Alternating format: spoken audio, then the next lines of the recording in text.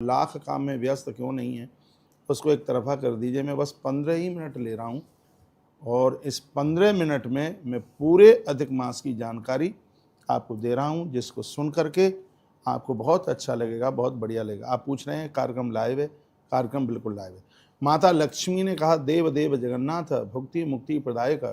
और देखो, किसी भी बात को कहने में यदि संस्कृत के श्लोक बोले जाएं तो यह लगता है कि बात अपने आप में बिल्कुल प्रमाणित है।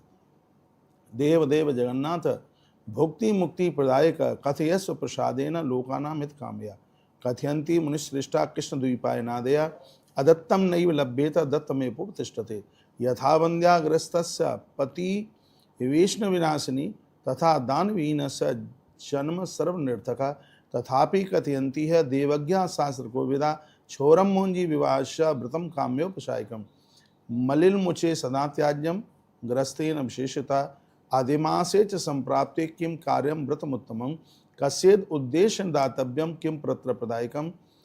कहा, तब भगवान श्री कृष्ण अब इसका जवाब देते हैं। माता लक्ष्मी ने जो पूछा भगवान नारायण को, भगवान श्री कृष्ण ने वह कथा सुनाई है। वो आई है, वो कथा इस प्रकार से है।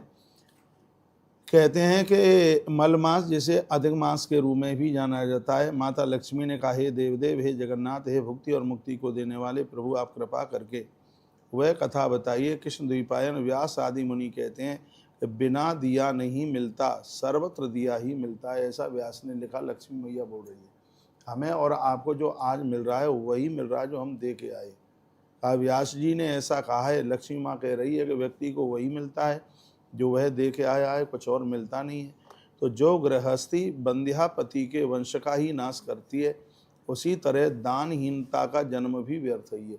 जिसने अपने जीवन में दान नहीं दिया, उसका धरती पर जन्म लेने का कोई भी मतलब नहीं है। मैं सभी भक्तों को कहूँगा, इस कथा को थोड़ा सुन लीजिए, आपके काम आएगी। और ये पूरा का पूरा चरित्र अधिक मास को लेकर के भविष्य पुराण में वर्णन किया गया है। एक बात मैं और आपको बोल दूं, जो इस कथा को सुनेगा, वाजपेयी अयुत फलम श्रोता वक्ता लभे ध्रुवम, सुनने और सुनाने वाले को वाजपेयी यज्ञ करने का फल प्राप्त होगा।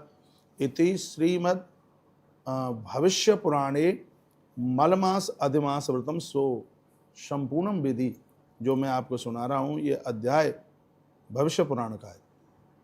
तो मैया लक्ष्मी ने कहा कि भगवान, दानहीनता के बिना तो जो दानहीन है उसका तो जीवन व्यर्थ है। भी शास्त्र के जानने वाले ज्योतिषी भी कहते हैं कि क्षौर, मुंडन, जनेऊ, विवाह, व्रत, उपवास, किसी नए व्रत का सुनिएगा ऐसा कोई इसमें, जैसे आप मान लिया जाए एकादशी का व्रत पहली बार आप शुरू कर रहे हैं तो इस अधिक मास में शुरू नहीं कर सकते। लक्ष्मी मैया यही बात बोल रही है। इस महीने में जनेऊ नहीं हो सकता, वो नारायण को कहती है। इस महीने में बच्चों के संबंध नहीं हो सकते, इस महीने में बच्चों का विवाह नहीं हो सकता। ये सब स्पष्ट वर्णन किया गया है। इस महीने में नवीन ग्रह का गृह प्रवेश भी नहीं हो सकता, यह वर्णन किया गया है। तो अधिक मास में किस उत्तम व्रत को करना चाहिए, किसके उद्देश्य से वो दूसरे जन्म में भी वो पुण्य काम में आ जाएं, ऐसा आप बताएं। भगवान कृष्ण कहते हैं, हे देवी सुनिए, हे माँ भागे, मैं सबके कल्याण के लिए कहता हूँ। जो ब्राह्मणों को देता है वह आप ही दाता और आप ही भोगता है। इस लोक व परलोक में दूसरा कोई दान भोगता नहीं है। जिसने ब्राह्मणों को दिया अनंत गुना होकर देने वाले को प्राप्त हो ही जाता है। जो ब्राह्मणों की बुराई करने में लगे वो सुन लें थोड़ा ठीक से। कहते हैं कि मास के असक्रांत होने पर, इसमें कोई मास संक्रांति नहीं होती, इसलिए इसको मलमास के नाम से जाना जाता है। मैं पुरुषोत्तम नामक ही इस अधिमास का देवता हूँ। भगवान कहते हैं, इसका अधिपति है लक्ष्मी, मैं खुद ही हूँ, जो इस मास में मेरे उद्देश्य से स्नान, दान, जप, होम, स्वाध्याय, पितृतर्पण, देवताओं का अर्चन और शुभ कर्म जो मनुष्य कर सकता है, तीर्थ यात्रा इत्यादि, वह सब अक्षय हो जाते हैं। हे लक्ष्मी, अक्षय का मतलब होता है जो पुण्य कभी कम न हो, वो अक्षय हो जाते हैं। हे देवी, जिन्होंने प्रमाद से मलमास को खाली बिता दिया, उनको मनुष्य लोक में दरिद्रता और पुत्र शोक से कोई बचा नहीं सकता, ऐसा भगवान कह रहे हैं। घोर गरीबी उसके जीवन में कब आ जाए, और कब बच्चों के ऊपर आपद विपत्ति आ जाए कहा नहीं जा सकता। ये भविष्य पुराण की कथा है और टोटली बातें प्रमाण के साथ हो रही हैं, इसको ठीक से सुनिए। इसमें बिल्कुल भी संदेह नहीं है। हे देवी, जो इसमें ब्राह्मणों का पूजन करता है, इस महीने में ब्राह्मण के चरण धो करके उनका पूजन करता है, तो यह पूजा उन्हें सुखी बना देती है। जब मनुष्य को मलमास मिले तो अपना हित चाहने वालों को इसमें उत्सव मनाना चाहिए।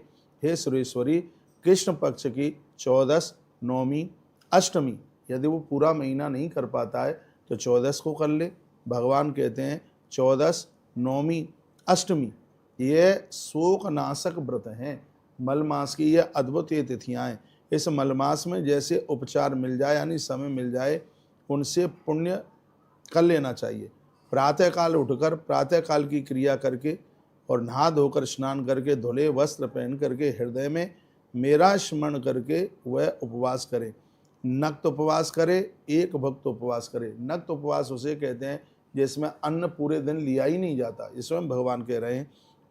एक भुक्त उपवास उसे कहते हैं जिसमें एक बार फलहार ले लिया जाता है और एक बार आहार ले लिया जाता है। हे देवी, इसमें दोनों नियम है। कोई नक्त यानी बिना अन्न के इसको कर ले या एक बार अन्न खा करके ये कर ले। एक का निश्चय करके कहा गया है कि इसमें ब्राह्मणों को निमंत्रण दिया जाता है लास्ट वाले दिन। वह सपत्नीक रोज भी एक ब्राह्मण बुला करके जमा सकते हैं। हे देवी, पूरे एक महीने में यदि 33 ब्राह्मणों को भोजन करा दिया जाए, इससे मैं बहुत संतुष्ट होता हूँ। भगवान बोल रहे हैं, वो कहते हैं कि उसमें सभी ब्राह्मणों को सपत्नीक नहीं आप जमा सकते हैं, तो उसमें से एकाध ब्राह्मण जोड़े के सहित सपत्नी के सहित जमाइए। और ऐसा ब्राह्मण जो सदाचारी हो, देवताओं जैसा भेष रखने वाला हो, श्रुति संपन्न हो, वेद पुराण पढ़ने वाला हो, अध्ययन से संपन्न हो, कुलीन परिवार जिसके माता पिता भी ब्राह्मण हैं, ऐसे परिवार से वो प्रतिष्ठित हो। तो ऐसा भगवान ने कहा। मध्याह्न के समय, दोपहर के समय में जठर खुलता है, उस समय बहुत भूख लगती है और उसी समय पर जैसे अग्नि खूब जलती है तभी आहुति डालने का महत्व है, उसी प्रकार से ब्राह्मण को खूब भूख लगे और उस समय उसको भोजन कराने की महिमा बहुत ज़्यादा है, ऐसा भगवान कह रहे हैं। कहते हैं तत्पश्चात पूजा की बात कही गई, एक घड़ा भर करके रखें भक्ति पूर्वक और उसका बंधन पूजन करें। पूजन में मिष्टान, नैवेद्य, धूप, दीप आदि ये सब चीज़ें हो गई। वस्त्र से उसे ढक दें। घंटा, मृदंग, शंख की ध्वनि के साथ कपूर अगर जला करके आरती करें। यदि ये चीज़ें ना हों तो रुई की बत्ती से ही आरती कर लें। चंदन अक्षत जरूर लगाएं ब्राह्मण के माथे पर। तांबे के पात्र में पानी रख करके भक्ति से उसके चरणों में अर्घ दिया जावे। अर्घ देते बार ब्रह्मा के साथ मेरा स्मरण जरूर करें, यानी उस ब्राह्मण के साथ मेरा जरूर स्मरण करें। हे देवदेव, हे प्रभु, हे प्रलय उत्पत्ति उद्धार श्रृंगार करने वाले, हे भगवान, मेरे पर कृपा करके इस अर्घ को स्वीकार करें।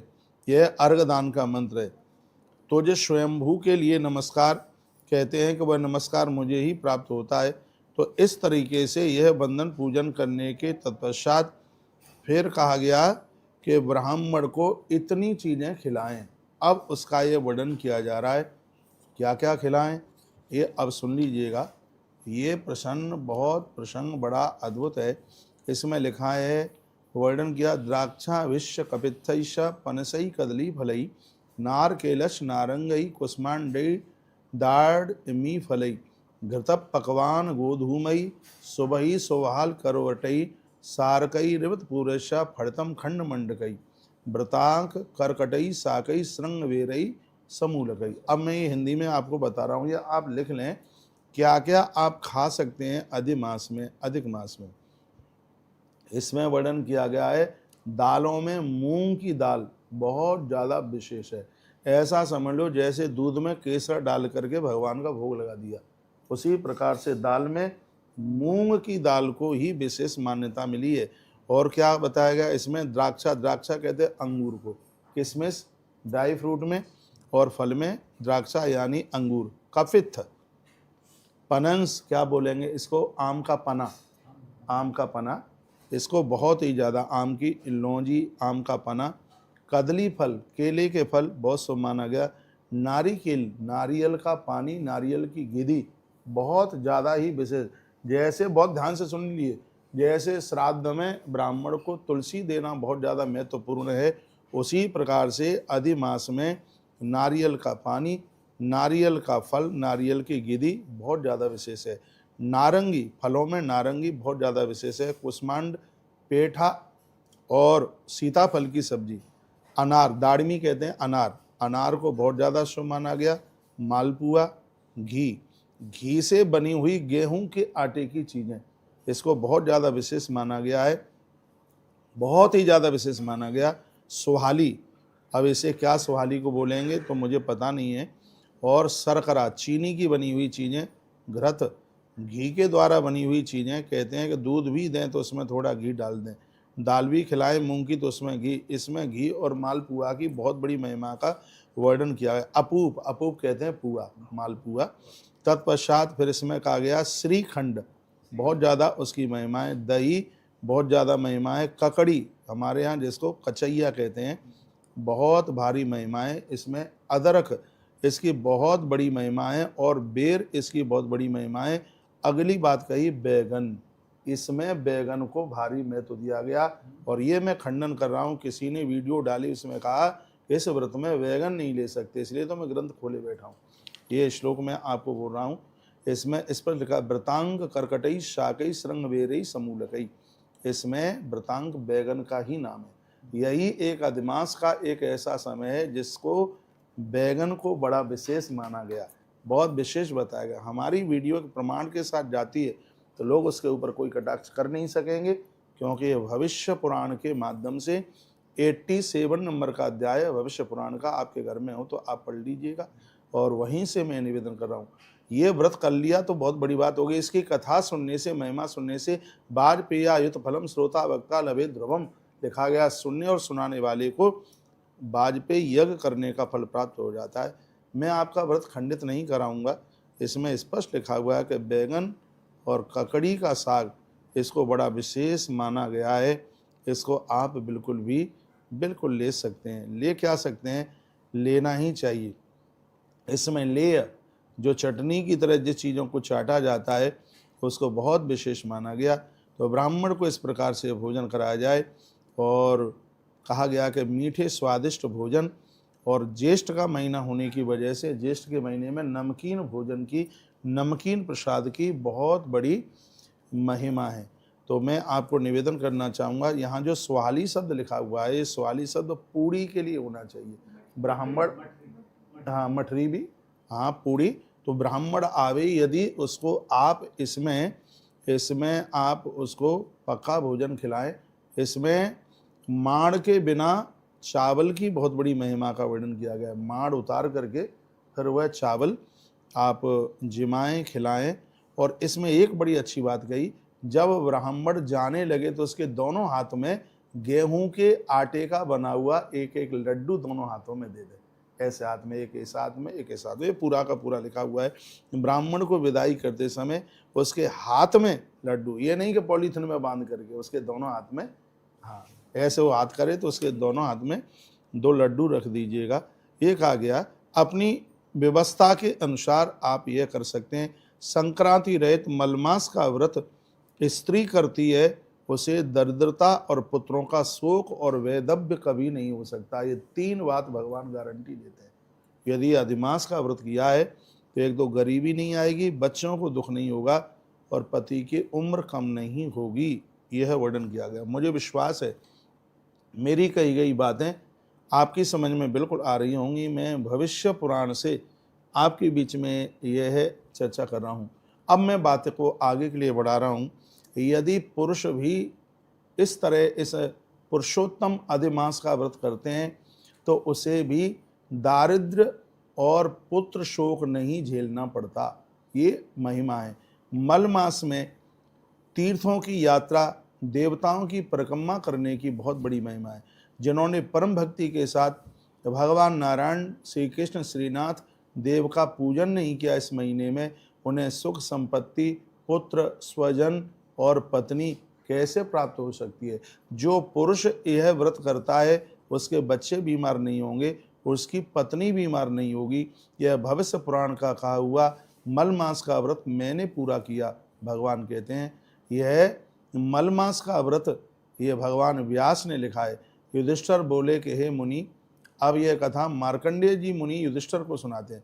युधिष्ठिर बोले कि हे मुनि मार्कंडेय, अधिमास का महात्म्य और कहिए, उसमें जप यज्ञ आदि क्या क्या पुण्य होते हैं, इसके बारे में पहले तो लक्ष्मी मैया ने पूछा, तब भगवान नारायण ने सुनाया, और अब ये युधिष्ठिर पूछ रहे हैं तो महात्मा मार्कंडेय इसकी महिमा सुना रहे हैं।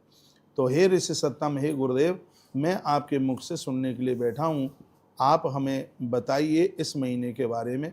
तब मार्कंडेय जी बोले कि मल मास तो मासों में मलिन है, 12 महीनों का जो पाप है वही इकट्ठा होकर के मल मास के रूप में प्रकट होता है। ये श्री मार्कंडेय जी ने कहा 12 महीनों का जितना भी अपराध है, इसलिए इसका नाम मल है, मास है, वह सब इकट्ठा होकर के ये 13वां महीना ये बन करके तैयार हुआ। तो ये कथा मैंने बीच में बोली है वो यहीं की है कि मलमास रोता हुआ भगवान नारायण के पास में गया, हे युधिष्ठिर।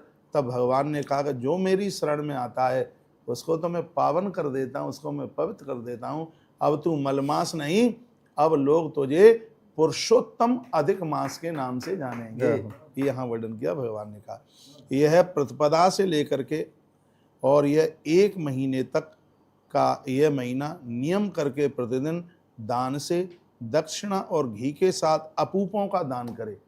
ये मार्कंडेय जी कहते हैं, अपूप कहते हैं मालपुआ, इसका दान करें, अंत में उद्यापन करें, भगवान को पूजे, चतुर्दशी के दिन उपवास जरूर करें। कहा जाता है कि यदि पूरा दिन पूरा महीना आप नहीं कर पा रहे तो इसमें अष्टमी, नवमी और चौदस इसको बहुत विशेष माना गया।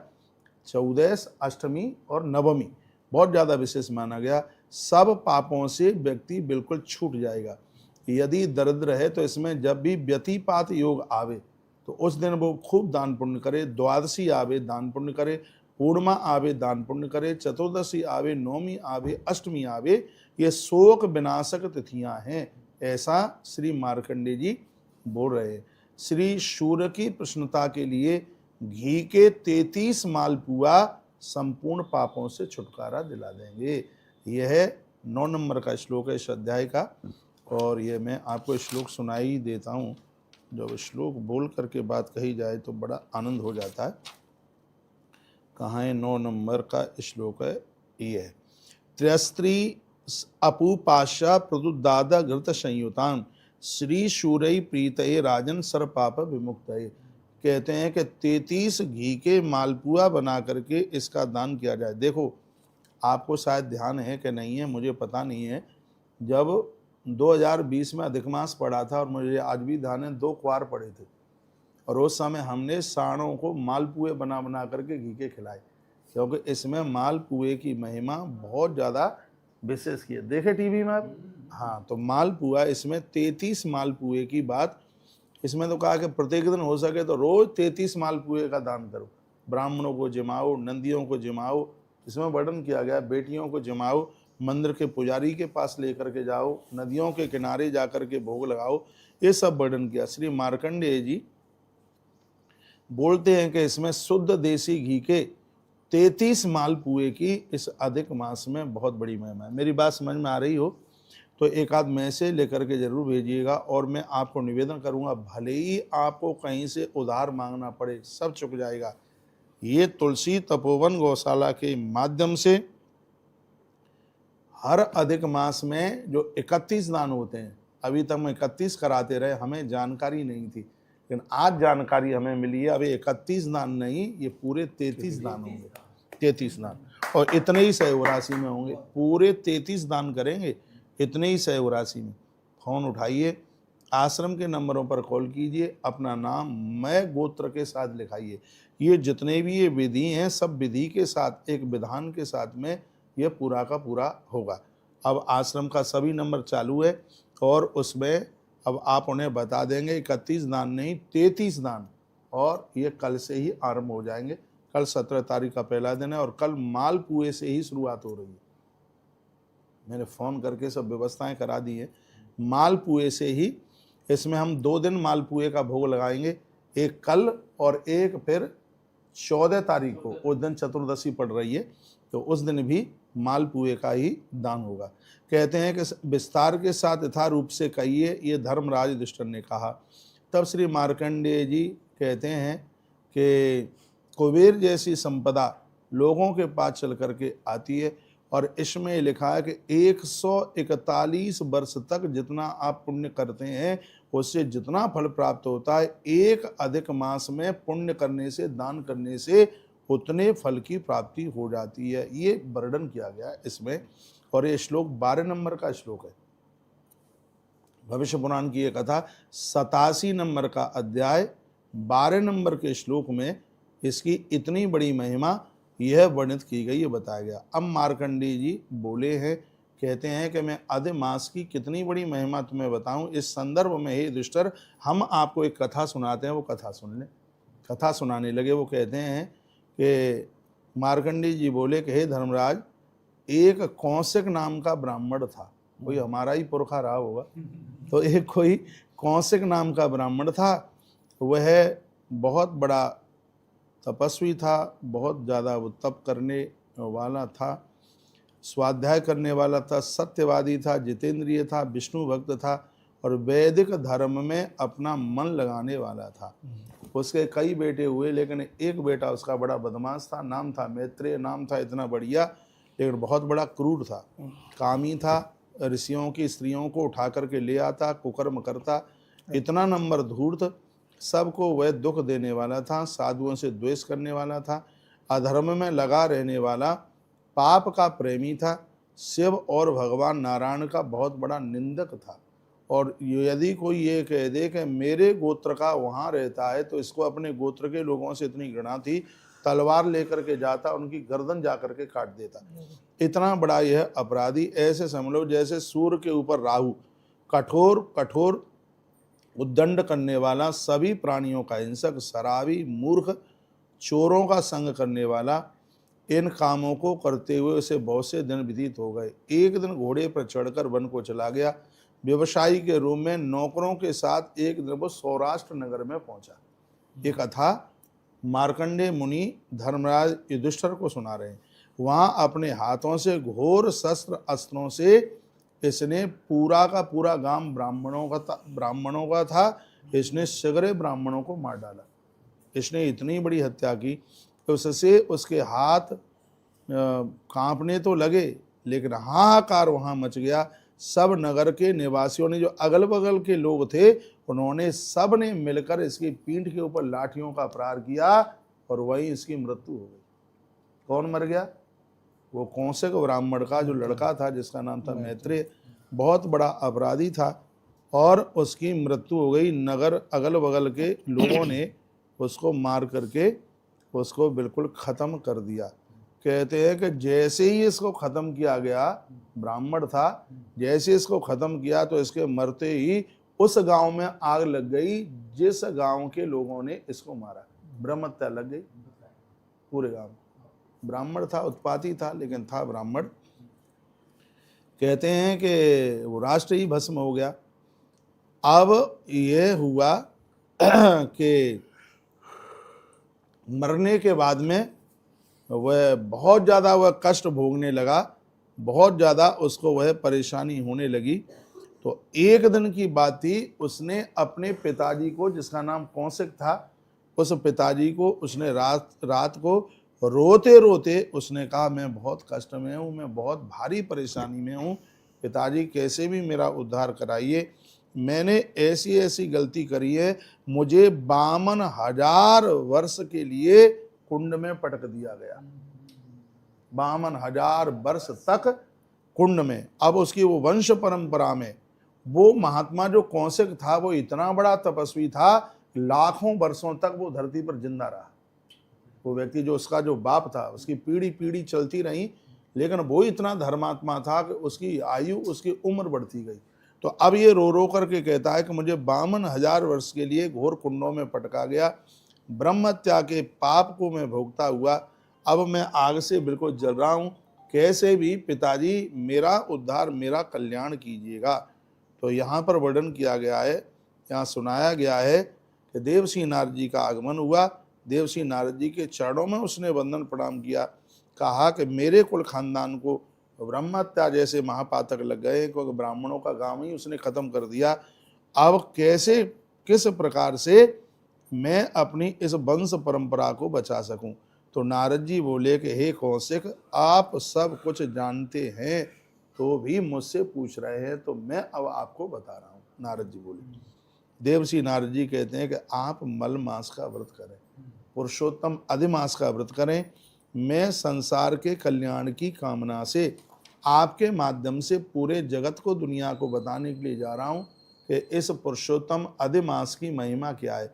ब्रह्म हत्यारा, सुरापान करने वाला, चोरी करने वाला, गुरु पत्नी के साथ समागम करने वाला, ये महापापों में नाम आते हैं। पुरुषोत्तम अधिमास में व्रत करने से इतने बड़े उद्दंडी, इतने बड़े अपराधी भी मुक्त हो जाते हैं पाप से। कोटि जन्म के इकट्ठे किए गए पाप को इस अधिमास के व्रत के द्वारा उसे नष्ट किया जा सकता है। और देवर्षि नारद जैसा महापुरुष कह रहा है, वो कहते हैं एक जन्म के नहीं, करोड़ जन्म के भी यदि पाप इकट्ठे हुए होंगे तो हे महात्मा कौशिक, ये इस व्रत के द्वारा, अधिमास के व्रत के द्वारा इन सब को समाप्त किया जा सकता है, इसमें कोई संदेह नहीं समझिए। ऐसे ही कृष्ण की चरण सेवा से जिस प्रकार से पाप छूट जाते हैं, इसमें कृष्ण भगवान की पूजा करें। वो कहते हैं नारद जी, इसमें भगवान गोविंद की पूजा करें। हे विपेंद्र कौशिक, उसी से आप ब्रह्म हत्या से तुम्हारा खानदान तर जाएगा। मार्कंडेय जी बोले कि कौशिक महात्मा ने नारद जी के वाक्यों को सुनकर विधि के साथ मल मास का व्रत किया एवं उस व्रत का पुण्य ब्रह्म हत्या के नाश के लिए पुत्र को दे दिया। और जैसे वो 1 महीना पूरा हुआ, उन्होंने संकल्प करके जैसे पुण्य छोड़ा तो आकाश की तरफ देखा तो विमान में से फूल बरस रहे थे। तो उनका जो बालक था, जो बहुत बड़ा भयंकर 52,000 वर्ष तक कुंड में तपता रहा, आज उसकी आंख में आंसू आ गए और कहा, पिताजी आज तुम्हारे पुण्यों से मैं भगवान के विमान में बैठ करके भगवान के धाम के लिए जा रहा हूँ। ये लिखा है। इस व्रत के प्रभाव से कौशिक ने अपने पुत्र मैत्रेय को निष्पाप कर दिया, भगवान का धाम दे दिया। हे युधिष्ठिर, साक्षात भगवान की कृपा से वह ऐसा हुआ था। युधिष्ठिर जी बोले कि हे ब्राह्मण, तो उसने मलमास का व्रत कैसे किया? महात्मा कौशिक ने पुरुषोत्तम मास का व्रत कैसे किया, इसके बारे में आप मुझे बताएं, क्योंकि मैं भी करूंगा। युधिष्ठिर बोले, संसार के कल्याण के लिए यह मुझे बता दीजिए। मार्कंडेय जी बोले कि अधिमास आने पर पवित्र दिन सुबह ही सुबह पड़वा का पहला दिन है, प्रातः काल उठकर यदि अगल बगल में कोई नदी बह रही है तो उसमें स्नान करे, सरोवर है तो उसमें स्नान करे, कुआं है तो उसमें स्नान करे, और नहीं है तो घर में ही जल भर करके शुद्ध जल से स्नान करे। नहाते समय भगवान वासुदेव का स्मरण करे। प्रतिपदा तिथि से लेकर 1 मास तक गंध पुष्प आदिकों से भगवान नारायण का पूजन करे। और कहा गया इसमें घी और खीर का प्रत्येक दिन भगवान को भोग लगावे। व्यवस्था हो जाए तो पूरे 30 दिन ब्राह्मणों को बुला करके भोजन करावे, उसमें खीर और घी के बने हुए मालपुए के द्वारा भोजन करावे। इससे भगवान अति संतुष्ट होते हैं। 1 मास तक विचित्र दानों के साथ, मैंने कई बार आपको दानों की बात बताई, कल से भी दान आरंभ हो रहा है। 1 मास तक एक भी दिन ऐसा ना निकले। तो ये बताया जा रहा है, ये कौन बता रहे हैं कि देवर्षि नारद कौशिक को उसने जो बताया था वही मार्कंडेय जी अब युधिष्ठिर को बता रहे हैं। युधिष्ठिर ने पूछा कि मैं भी करूंगा तो इसके बारे में आप बताएं, तो बता रहे हैं। वो कहते हैं 33 धर्मनिष्ठ ब्राह्मणों को भोजन, 1 महीने में 33 ब्राह्मणों के भोजन का एवरेज लग जाए। का रोज नहीं करा सकते हो तो इस व्रत के समापन पर 33 ब्राह्मण को भोजन करावें।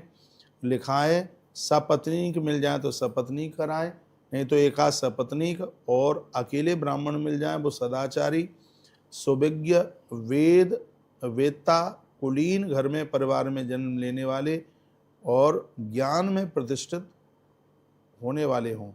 मध्याह्न के समय उनको भोजन कराया जावे, उनके चरण धोए जाएं, उनकी आरती उतारी जावे, शंख बजे ऐसा वर्णन किया गया। स्वस्ति वाचन का पाठ हो, 16 उपचारों से उनकी पूजा हो और तत्पश्चात भगवान के 33 नामों का उच्चारण प्रत्येक दिन किया जाए।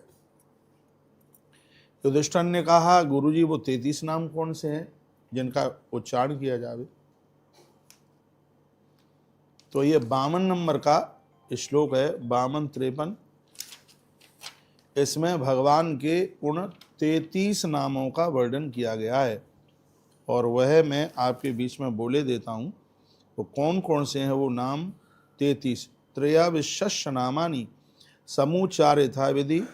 इन 33 नामों से जो अधिक मास में भगवान की पूजा करता है, 33 ब्राह्मणों को इन 33 नामों को लेकर के भोजन कराता है, वो एक जन्म के नहीं 1 करोड़ जन्मों के पापों को जला करके भस्म कर देता है। तो कौन कौन से वो 33 नाम? जिष्णुम विष्णुम महाविष्णुम हरिम कृष्ण मधुक्षजम केशवम माधवम राम अच्युतम पुरुषोत्तमम गोविंदम वामनम श्रीशम श्रीकंठम विश्व साक्षिणम नारायणम मधुरपु अनिरुद्धम त्रिविक्रमम वासुदेवम जगद्धोनि शेष अल्पगतम तथा संकृष्णम च प्रद्युम्नम दैत्यार्यम विश्वतोमुखम जनार्दनम धराधरम श्रीधरम गरुड़ध्वजम ऋषिकेशम पद्मनाभम पूजयेत भक्तितो व्रति आच्छद्य वस्त्र युक्तेन पीतेन च यथाविधि। 32 नाम लेकर के, वो 33 नाम लेकर के और 33 वस्त्र 33 ब्राह्मणों को देकर इस पुण्य का भागीदार बने।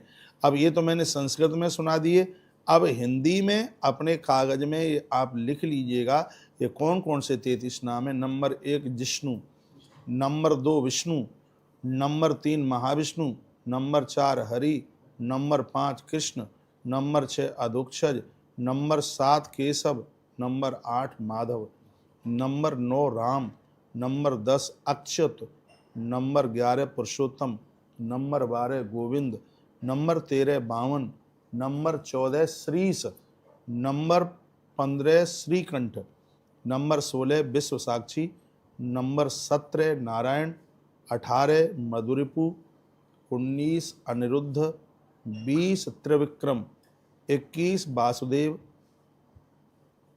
21 हो गए, 22 जगत कारण, 23 से साई, 24 संकर्षण, 25 प्रद्युम्न, 26 दैत्यारी, 27 विश्वतोमुख, 28वां नाम है जनार्दन, 29वां नाम है धराधर और 30वां नाम है श्रीधर, 31वां नाम है गरुड़ध्वज और 32वां नाम है ऋषिकेश और सबसे लास्ट में 33वां नाम है पद्मनाभ। इस प्रकार से ये 33 नाम हैं। ये 33 नाम, मुझे नहीं लगता कि शायद ऐसी वीडियो अधिक मास के ऊपर शायद कोई किसी यूट्यूब पर आई हो, लगता नहीं है।